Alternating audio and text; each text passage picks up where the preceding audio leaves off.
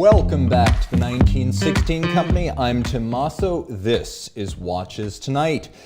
We got Garrett on the switcher. He's a veteran. He's been my crew since forever. Tonight, I talk discontinued Patek Philippe watches, predict 2025 models, that is the novelties, as they call them en français. We chat live, and I share your wrist shots tonight on Watches Tonight. Also, after a couple of I'd call stripped down, sort of off-Broadway productions, this is the return of the big show. We've got lots of pictures and lots to say. Let's face it, once we're talking about Patek, discontinued, and new watches, we're well out of the off-Broadway and we're into like the Andrew Lloyd Webber realm. So, welcome Artaud Charles from New York City, the home of Broadway, Jim Millett from the UK, Moto Gunner from Athens, Georgia. We have Smoko, Matteo, we have Dixon Lee, Edward Letton of Sweden, Aristocratic from Asheville, North Carolina, David Hockridge from Texas, Miroslav from Europe, Robert Dixon of Scotland.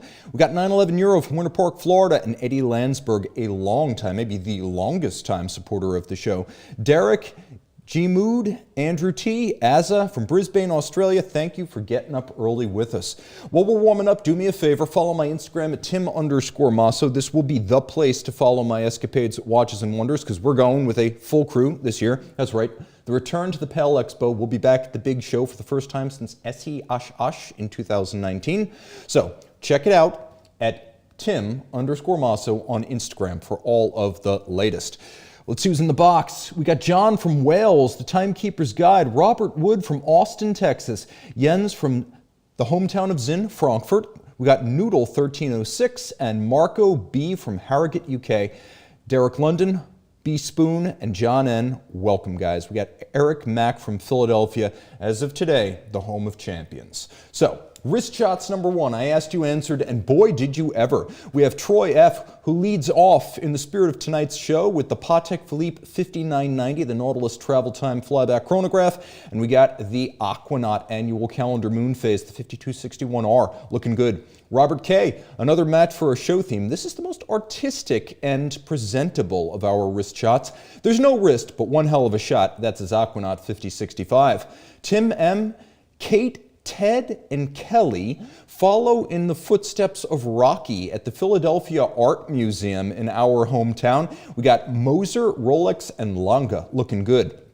Matt N. and his Lange und Söhne Grand Lange 1 Moon Phase visit the Ritz Dove Mountain in Tucson, Arizona. Desert winter is a thing, guys. We got Jeff R., who hits the waves off of Mexico with the Lange und Söhne Odysseus. Looks like the white gold right there. And we got a white gold and steel evergreen dial Rolex Datejust on her wrist. James L. overlooks Hong Kong Island, probably from Kowloon, with his H. Moser & C Streamliner Center Second Smoked Salmon looking good out in HK. Alvin A. and wife celebrate their anniversary with Patek and Parmigiani at The Cut at Singapore's Marina Bay Sands.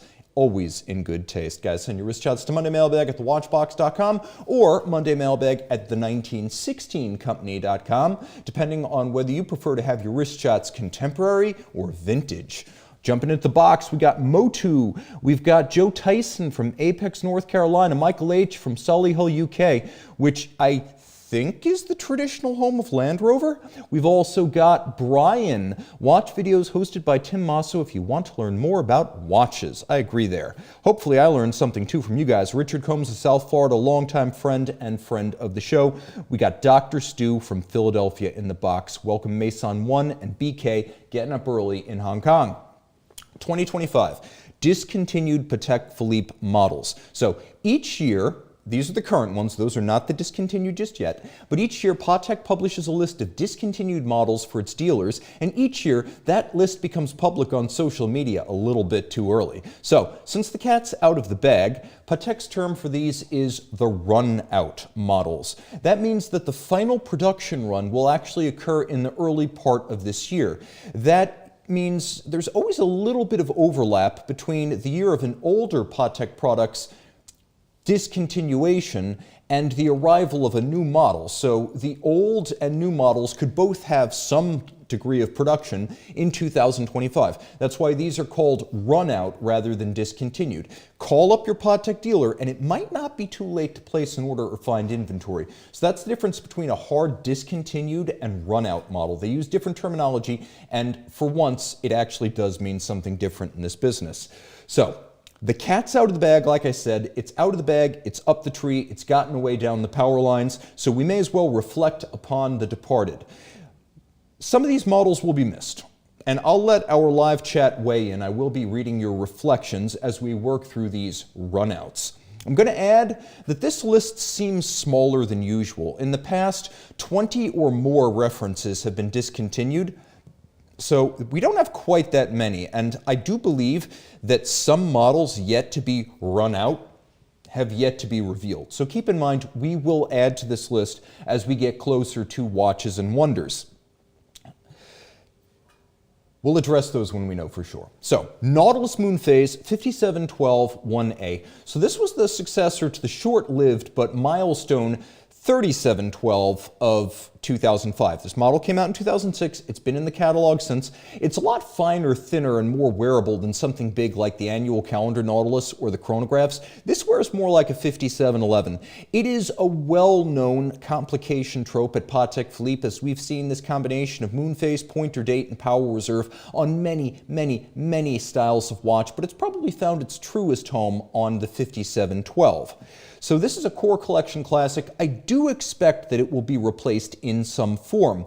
I'm not sure exactly what form that will take. It may be that just as the 5711 gave way to a 5811, there may be a 5812, but we'll address speculation later on. For now, rest in peace. The Aquanaut 5167-1A. The original Aquanaut launched in 1997 as a strap watch, and that was always sort of its native form.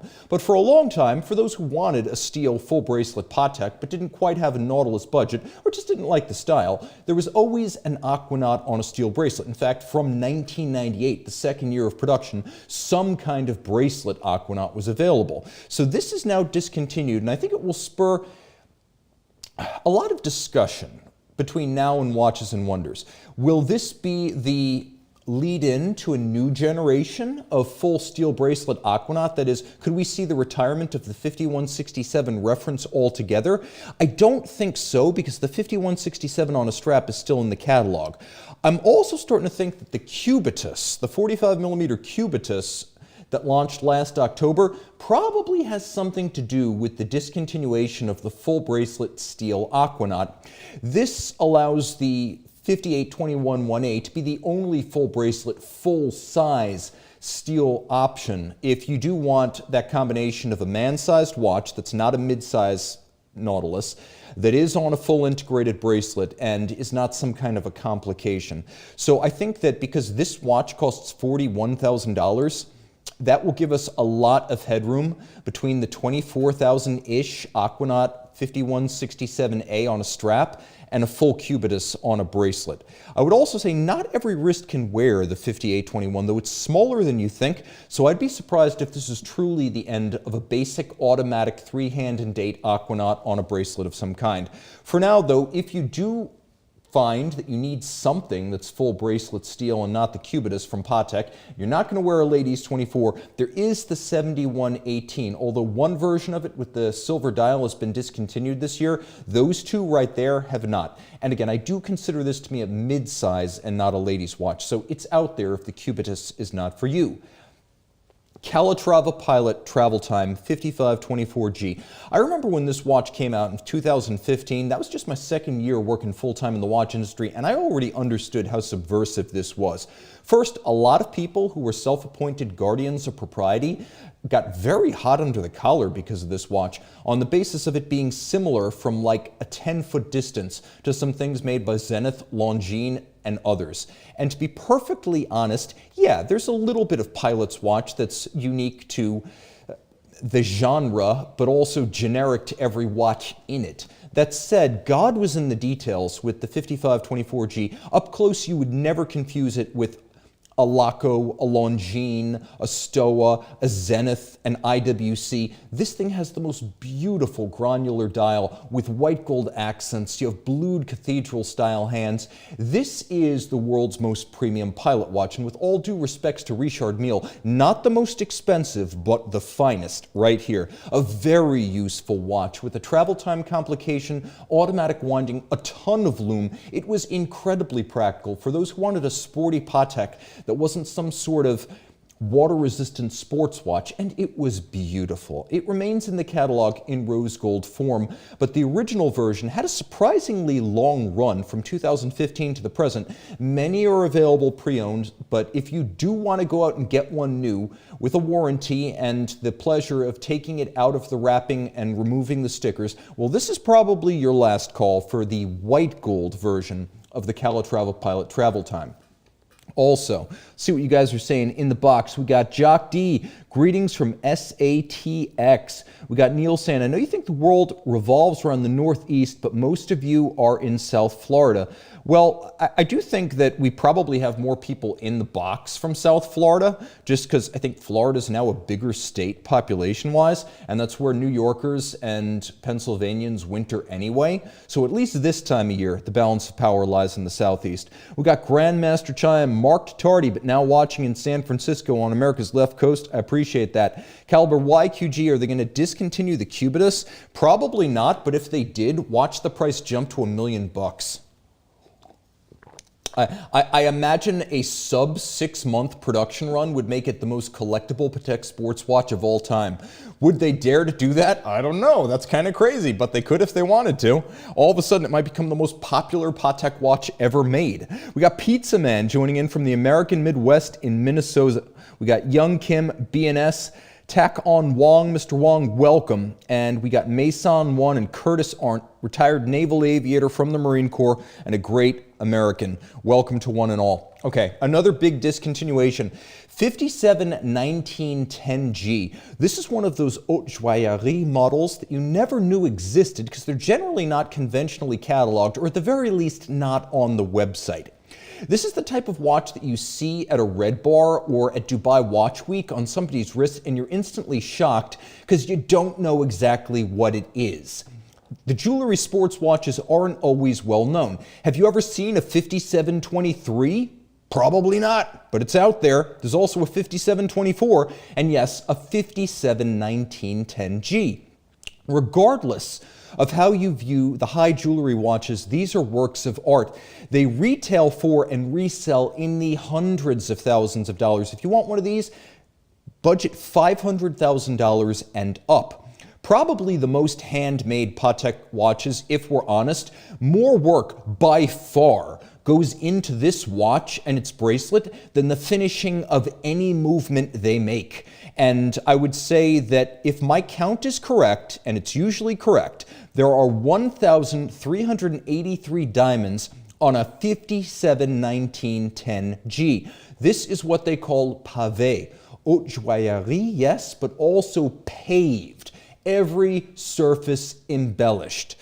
Men buy them even when they don't wear them. Although it is a men's watch, many who don't necessarily have the panache or the daring to wear this will buy it as an investment and as a collectible. We've had a lot of coverage of Bulgari Serpenti in the last 2 days because of the MB&F collaboration, but a lot of men buy 1940s and 50s and 60s Bulgari Serpenti, enameling, gem setting, miniature painting. You get all of that, but they won't wear them. They go in the box and they become an objet d'art, and that's how a lot of men regard these jewelry pieces from Patek. With this kind of gem setting, every step is the most important step. They use fire, they use traditional pincers, they use traditional jigs. It's easy to ruin an entire case, an entire bracelet, an entire dial. Fire pressure, fine motor skills, you need all of these to make a watch like this. And I'm not saying you need to like it, but my God, you gotta respect it.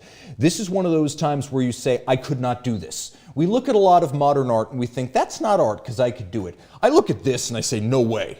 No way could I do that. And you know what? Most great watchmakers, I'm probably going to say Philippe Dufour himself would look at this and say, I don't have the skill set to reproduce that. Absolutely not automated. Every step is manual. This also continues, if you think about it, the phase out of the 5711 series and its derivatives that started back in 2021. Patek usually keeps an older reference, think the world times, in the catalog for a while as a basis for craft arts, even as the new model has taken center stage. This is probably the beginning of the end of the 5711 based models. Okay, jumping into the box, we have Patek Philippe saying this year's rare handcrafts had a lot of marquetry. I think marquetry is like the next big thing at the high end. We have Ashley saying not blingy enough for Tom Brady, and that's probably true. I couldn't quite catch what he was wearing, but it looked like it was either some sort of Jacob & Co. or a DeWitt. And then we've got Moto Gunner saying, I just do not understand the appeal to each their own. Andrew T saying the baguettes are great, but the brilliants just look gaudy. I agree with you on baguettes. There's something more masculine about baguette diamonds, and that's whether they're on the outside or the inside of the watch, but especially when they're on the inside. Think Platinum 5170. That was a great use of baguette diamonds on a men's watch. We got Darius joining in saying, I'd rather wear an Invicta. Ooh, punchy tonight. And we got G Mood saying that Tom Brady was wearing a Jacob & Co. And I agree with you, it was a monstrosity. Okay. Miroslav confirming once again. A lot of you guys ID'd that. Man, I thought it was a Jacob & Co. and I think I knew the model, but I held out hope that he was at least different enough to try some sort of DeWitt, bringing an obscurity to light in the mainstream. Alas, I expected too much. Okay, wrist shots number 2. Han D visits the Italian Dolomites with his Patek Philippe Aquanaut Travel Time 5164A represent. We got Shurath S and his Patek Philippe 5059 Retrograde Perpetual Calendar Officer's Watch overlooking Singapore's Marina Bay Sands and Marina Bay from the Singapore Flyer Ferris wheel. Jeff S. He's usually going to be your watches and wheels dude, but this time it's watches and water on his speedboat with the Omega Seamaster 1200 meter Ploprof Summer Edition from 2023 at the helm of his machine. I'd love to see the full boat. Jeff, send it over. Tom B. Champagne dial two-tone Rolex Daytona performing a classical cuff shot of an underrated reference. Paul S. of Toronto is on thin ice, literally, with his vintage Omega Seamaster Mark III chronograph, Lamagna 1340, Omega Caliber 1040. I love it.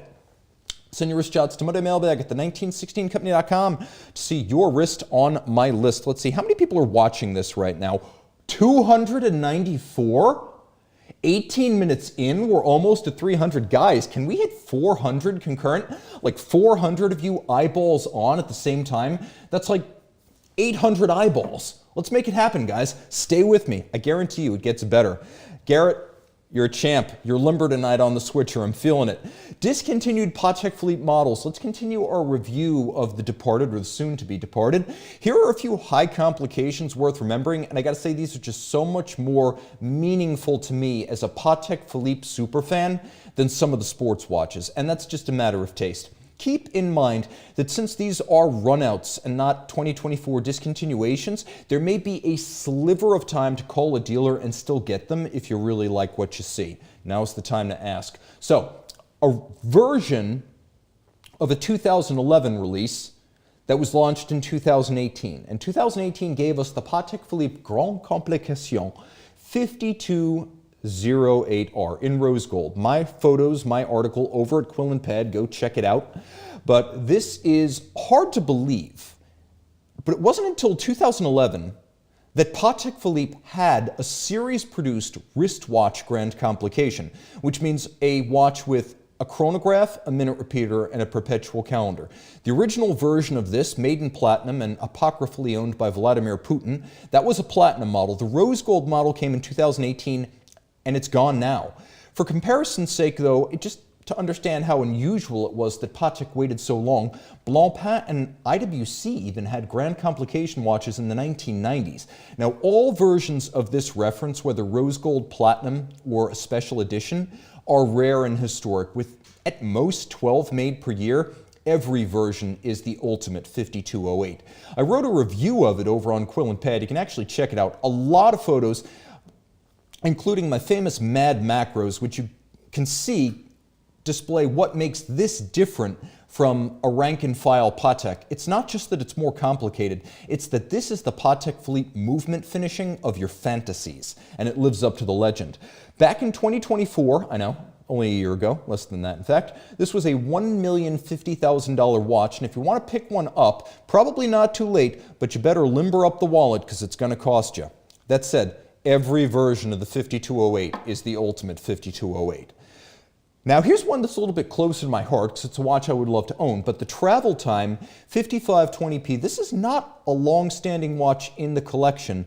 And as Dorothy would say, of all the watches that are leaving the series in the catalog this year, I think I'll miss you most of all. This is a watch that had it all. A wild travel time that has not only a second time zone and a pointer date, but a digital alarm that could be set with an on-off alarming feature in 24-hour format. So if you wanted the watch to go off at, I don't know, 11:45 p.m., you could set it to do that. And it had a nearly $300,000 retail price because this is not your average Vulcan Cricket or JLC Memovox. This thing had a monster movement with 574 parts beautifully executed, and it was automatic too. It featured a strike governor and conventional minute repeater gongs and hammers. This thing was beautiful inside and out, physically and conceptually. It was a bold and risky launch that was not properly appreciated in its lifetime. Many of us think of Seiko Bellmatics, Omega Memomatics, or Crickets and Memovoxes, and we think of alarm watches as being sort of an entry-level to mid-market complication. When taken to the state-of-the-art, and I do mean art, this is what you get within that genre. It lives on as a rose gold model for $259,240, but the outgoing platinum retailed for $282,800. I did a double take though when I checked the aftermarket for these. As you can see, used is much more accommodating right now. I do expect in a few years people will begin to understand in context how important these are. But these are not yet fully valued for the quality they represent and the capabilities they encompass by now. I mean, look what you would pay for a green steel 5711. You go back and forth right there. You look at those prices, guys. If I understand my audience, and I think I do, I read you as the dudes who would rather have the travel time alarm. But that's just me, and I think that's just you. Jumping into the box, we have Jonathan Hodges saying that is the perfect travel watch. It is brilliantly loomed, and it's super smart. It almost rebels against your attempts to break it, and I've had to explain how to use it to several different buyers. It is incredibly smart in the way it's made.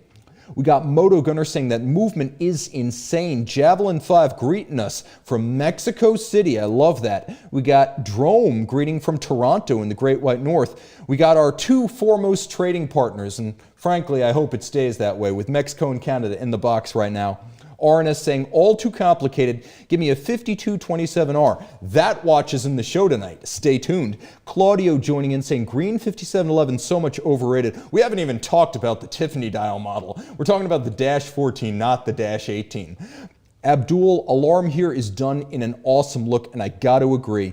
BNS saying, you misread Tim. I'm the dude who can't afford either. That's okay. You're in my company. That means you're in good company. Stroking my ego right there. We got the Arc Whaler from Arkansas, and I love it. Jeff S. saying, who are these people that get to buy them at retail, and how do I become one of them? Give me a call. We can start a relationship. All right, back to our regularly scheduled program. 5370p-11. I'll miss this one badly as well. So this was the 2020 blue enamel dial version of a watch that originally came out with a black enamel dial in 2015. It's a split seconds chronograph. It is absolutely spectacular, whether black or blue dial. The 5370p-11 was 41 millimeters in platinum, but it's an imposing but refined presence. It's both at the same time. It's not a hulking mass on the wrist, in spite of being pretty big.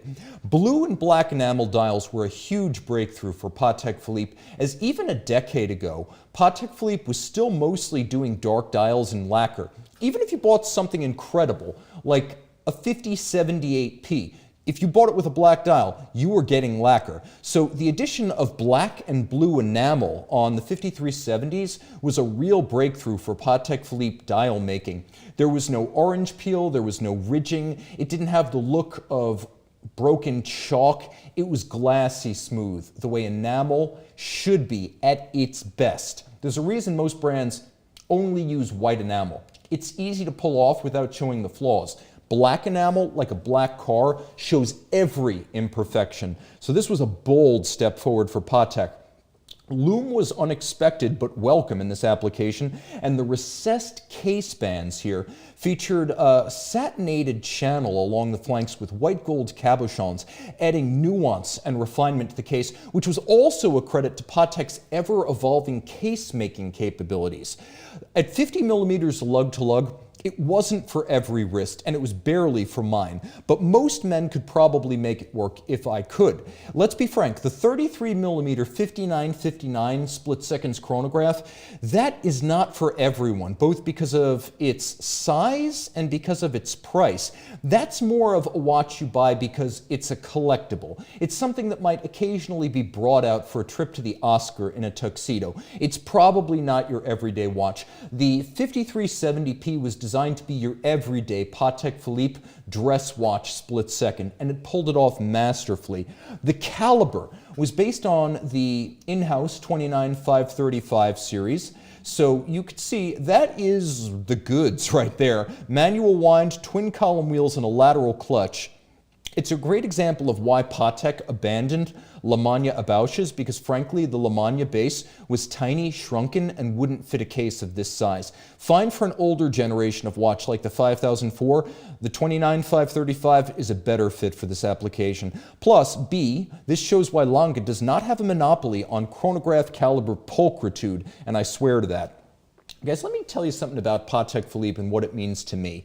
There are boutique independents that I love deeply, that I hold in esteem above all else. But even when it's something like De Bethune or Lange & that I love to the nth degree, there's no denying that the heritage of Patek Philippe dating back to 1839 means, holistically, Patek has a back catalog that nobody can match. I discover a watch I've never seen on a weekly basis, and I can't say that of De Bethune. I pretty much know their history down pat. In other words, I am the almanac on that count. Whereas Patek Philippe and experts like John Reardon, they continue to teach me lessons, and for me that's a wonderful feeling after a decade in the business.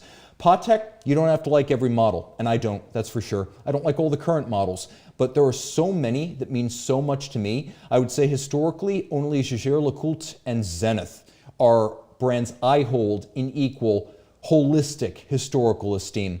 And unlike Jaeger-LeCoultre and Zenith, most of these Grail-level Pateks are prohibitive, meaning they are truly Grails for me. That's what Patek means to me, personally. So when we talk Patek, I'm speaking from the heart. This one's important to me. The 5207G. Frankly, I loved this one more than the 5208. It's easier to wear. Technically, it's not a grand complication because it doesn't have a chronograph, but with a combination of a minute repeater, a tourbillon, and an instantaneous jumping perpetual calendar, this is something extremely grand and complicated. That bears repeating. The instantaneous jump perpetual calendar, when this came out in 2008 as a platinum watch, that was Patek's ever. So instead of a dragging jump, you have an instantaneous, I would say not just day, date, month, and moon, but on those rare occasions, also the leap year, jumping in sync, a very special thing, and reason enough to stay up late. Also, it arrived in platinum for 2008 and white gold, as you see it here with a blue dial, for 2018. I imagine that, like the 5208, no more than about a dozen of these could even have been made due to the scarcity of people able to make and decorate them, and quite possibly less than a dozen a year. At 41 millimeters, it was slightly smaller than the 5208 in every dimension, and it featured a wild, engraved and tremblage hammered relieved case flank. So you could see those leaf-like strakes, almost organic, but when you get into the hollows, they've been internally hammered, which is an incredible aesthetic. It fit on my wrist whereas the 5208 did not. And we're talking about a small degree of change, but the 5208 is on the wrong side of that divide, at least for me, based on size, thickness, and lug to lug. Watches with a movement like this should come with an R rating. That is lascivious, salacious, and not suitable for the eyes of small children. Look at that 14-karat gold third wheel. Oh my gosh, bite your knuckles. That thing is a dream come true, and not a sweet and forgivable dream. I must say, that's on the bawdy side of things, a bit burlesque. What's going on here? Well, watches like this embody the Patek we dream about as we spend imaginary lottery winnings. And yes, the 5207G and the 5207 in every form, especially with the obsidian mahogany case inserts, they are all investments, and I don't say that often. And I don't say it because I have one of these to sell you. I do not, and I checked my inventory first, so I can swear by that. I do not have one to sell you, but if someone else does, you can buy this in good conscience. I will say this, if you can find one and it fits, buy it. But the final retail before these left the market was $967,420, and the secondary market right now, in the instantaneous rearview mirror, is a little bit over $100,000 below the last listed retail. I can't honestly say this is a buy low opportunity because 840, 850, 860 grand is not low, but it is a buy less opportunity. And I've had people show me their collections of assets in a total portfolio of wealth in excess of 9 figures, and it's almost always going to include some real estate, some watches, some antiques, cars, fine art. This reference in particular comes up surprisingly often in those kind of holdings. So I would say if you can buy one used and get a little bit of a discount, full set, unpolished, go for it. Getting 10 to 13% off retail for this is a deal if the set is complete. And now that the tap is officially closed, or just about, we'll find out how the market develops. I expect quickly. All right, Rich Buddy in the box. My kid looked up at the screen when you said that. I apologize. Did I say this wasn't a family episode? Am I a little bit too late there? Please, YouTube, don't ban me. And don't demonetize this. It's not monetized to begin with. CQ, oh, Sequan is in the box. One of my favorite people of all time and one of the most knowledgeable watch experts ever to pass through these doors. He is a great man and a true connoisseur. CQ, I hope there is a Patek Philippe on your wrist right now. James Smith saying, I tried on a Cubitus today. It's not as large as you think, actually very comfortable. I have a photo of it that I took alongside my Dan Reuter chronograph, which is a 42mm round watch, and they look exactly the same size. The 5821 and 5822 are much smaller than the 45mm size entails. I might post that on my Facebook group, so go check that out. We got Mark D joining in live and Joshua Rawlings. What makes an instantaneous jump technically difficult? I'd love to know. Well, here's a good example. Starting with a Gerald Genta perpetual calendar in the early 90s, Daniel Roth and Philippe Dufour combined needed about half a decade to make a jump instantaneously. The order of magnitude as cost, complication, and complexity relate to that type of complication, they increase geometrically. So you can create a perpetual calendar like Frédéric Constant in a steel case, sell it for less than 10 grand. Instantaneous jump perpetual calendar from Patek, now we're talking 6-figure watches bare minimum. Even Patek didn't have one before 2008. It's that tough. Okay, let's get to 400 concurrent viewer guys. Viewer wrist shots number 3. Stay with me. Help me hit 400. And by the way, like this video. I forget how much that helps, and I've never asked in the past, but Jim Millett of the UK has always been on our viewers for that. Jim, you and I are 2-team in it tonight. Okay, Jonathan A. and his Breitling Navitimer visit the U.S. National Air and Space Museum at the Smithsonian. Neil B. and a familiar face appreciate his Patek Philippe 5500 Pagoda. Tim P. continues a photo theme I didn't even know existed with his Zenith J-Fly Classic. We got Greg P. thinks differently with his rare Arnold & Son Nebula 41.5 in blue. I love it when people actually spend their own money on a small nerd brand. You are the man. Warren captures a wild winter shot with his IWC Pilot's Chrono TGM that is Top Gun Mojave at a very snowy and icy Washington, D.C. Dulles Airport. That ramp does not look ready for takeoff.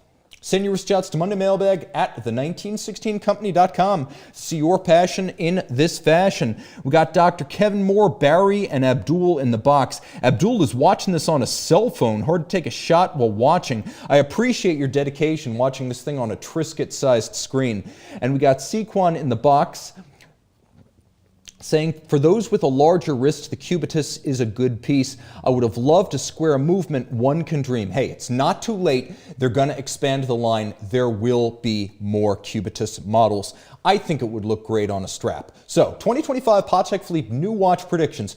We're not slowing down, but we are shifting gears here. Now that we've paid our respects to the soon-to-be departed, let's guess at what comes next, starting with the 5308. This is not much of a guess. That's right, there's already a successor to the 5208, and it debuted at the 2023 Patek Philippe Tokyo Grand Exhibition as the Platinum Model 5308P-010. It was a 15-piece limited edition for the Japanese domestic market only, and the new 5308 upgrades the 5208's monopusher chronograph with a split-second monopusher, which is why it looks like a regular chrono with two buttons. That's called a split-second mono.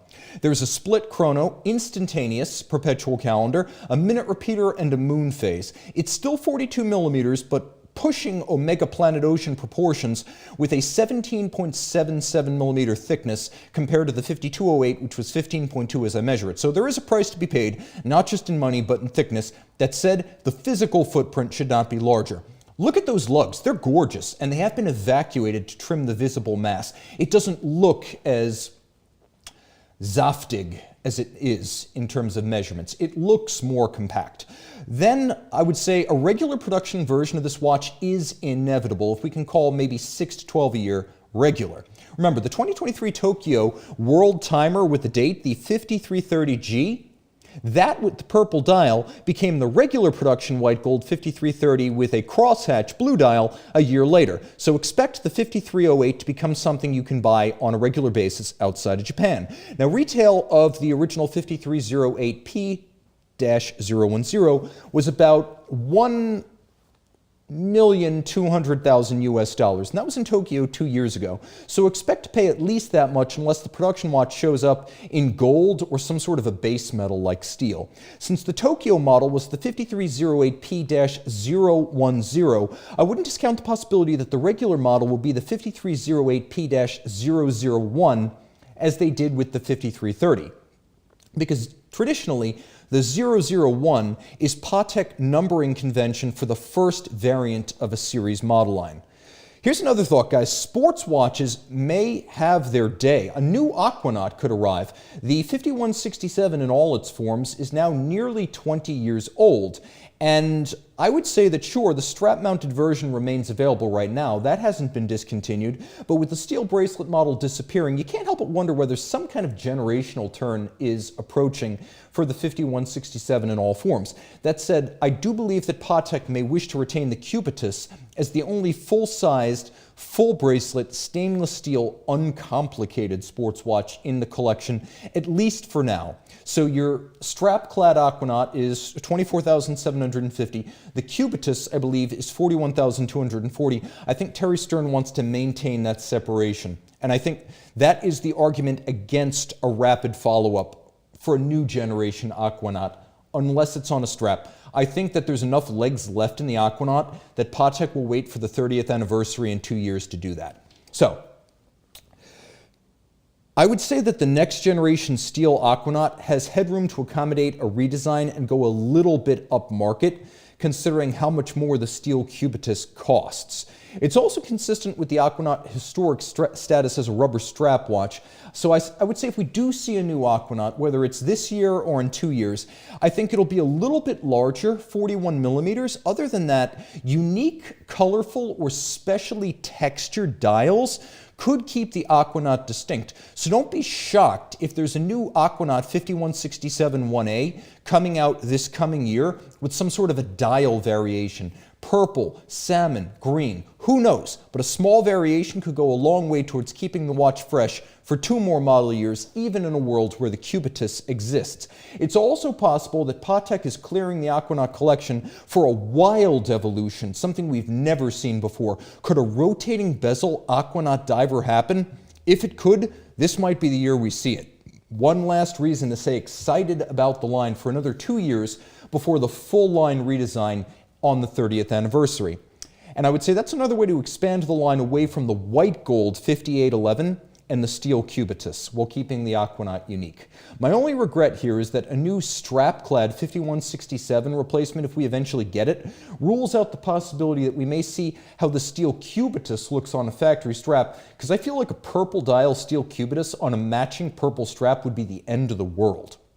Okay, now here's why I do not expect a 5811 1A in steel. First, the cubitus is too new, and I do think it's going to be given some room to run before anything remotely like it appears in the other sports watch catalogs. Remember, it just came out in October of 2024. It's too soon. The Sterns stand by their 2021 judgment that the Nautilus market and the social media landscape needed to cool down. One watch could not overshadow the brand, and the steel Nautilus, at least the Jumbo, was doing that. The current white gold 5811 is more exclusive, lower volume, and clearly different from the steel cubitus, as well from the prior steel 5711, so it holds its flagship status over the cubitus with precious metal and rarity, and it's clearly never going to be a volume product like the 5711 in steel, so this has its own place in the current Patek Philippe catalog ecosystem. Now, I could see it being maybe reissued as a rose gold or yellow gold, or perhaps a white gold watch with a different dial variant. I don't see platinum coming anytime soon, I don't see steel, and I don't see two-tone. I can not envision a world where a steel 5811 shares the catalog with a steel cubitus. And I think that's just a marker that's been laid down, and it's going to be there for a while. I'm also going out on a limb, and I'm going to suggest that Thierry Stern views the 5821A, that is the steel cubitus, as his definitive and maybe final segment in a, final statement, I should say, in a genre that is no longer surging on hype. And I really do think that the steel integrated bracelet sports watch craze is dying. Follow me here. I think that the integrated bracelet steel sports watch craze is entering its twilight phase. Not done yet, no, not yet, but to use a calculus term, I think we've passed the inflection point and entered the concave down phase. Keep in mind, this describes a decaying trend, which may initially be decaying growth, not a total instantaneous downturn in demand, but there's a reason they call it an inflection point. It is a point at which the fundamentals turn around, and we start moving towards the exact opposite. So, concave down means that growth will first decrease, and then later it will reverse and begin to diminish in absolute terms. Like NATO straps, bronze cases, and green dials, I get a very strong spider sense that we're into the realm of diminishing returns with this style of watch. So no, I don't see a steel 5811 coming anytime soon. And I think Patek has read the tea leaves correctly. Guys, we are at 408 concurrent viewers. Make me proud. We're not quite done. Let's beat last week's when I think we were at 412. Stay with me. Let's hit 413 concurrent viewers. Moto Gunner saying, I love my integrated sports watches. We have Kevin S. saying, buy the Chris Ward 12 if you're into this. Abdul R. saying, totally agree, straps all the way. And then Claudio Minoni saying, Patek Diver should be a Nautilus. Well, that would be interesting. And Decibels shouting out our 400 along with Jesse Seiko. Thank you, my men. Let's keep this crazy train rolling. Okay, some more golden ellipse options would be really, really nice. That's the whole collection right now. And for a collection that's been in the catalog since 1968, there is a lot of room to expand. Is it just me, or is Patek's most conservative, slim, and formal series a bit understocked? What would you like to see here? Is a complication even compatible with this model line? Here's a thought. If Patek were to enter the ultra-thin wars with Richard Mille, Bulgari, and Piaget, I feel like the golden ellipse would be the natural platform for that kind of a challenge. Slim cases are a core part of what makes the golden ellipse the watch it is. It's part of the identity. And while complications might not fit the image of this collection, a super thin model absolutely would. Please, Stearns, make this happen. Now, the Calatrava 5227, it was mentioned earlier in our live chat, it came out 12 years ago, dudes. Given the lifespans of the 5107 and the 5127, which together only spanned 12 years, I feel like the time is more than past to get a new core collection automatic three-hand date Calatrava. So could we see a 5327? I would love to, and I would love to know what that looks like. Finally, pocket watches. Yes, Patek still makes them, and there they are. Nothing is closer to the heart, soul, and heritage of Patek Philippe. They're beautiful, but they're also simple. The most complicated you get, well, a power reserve. These things are gorgeous, and in the hand, they look like they've passed from the hand of God to your collection, but there's room for growth here. How much would you love to see Thierry Stern take a walk around his museum, find some inspiration from the past, and release a complicated Patek Philippe pocket watch? Even if you just bring this back, oh my gosh, that would be the end of the world. Bonus points if it's cased in steel or sterling silver. All right, we have Viewers Chats number 4, Dr. Ali D impresses with his Frédéric Constant world timer at Abu Dhabi's Sheikh Zayed Grand Mosque before the Grand Prix.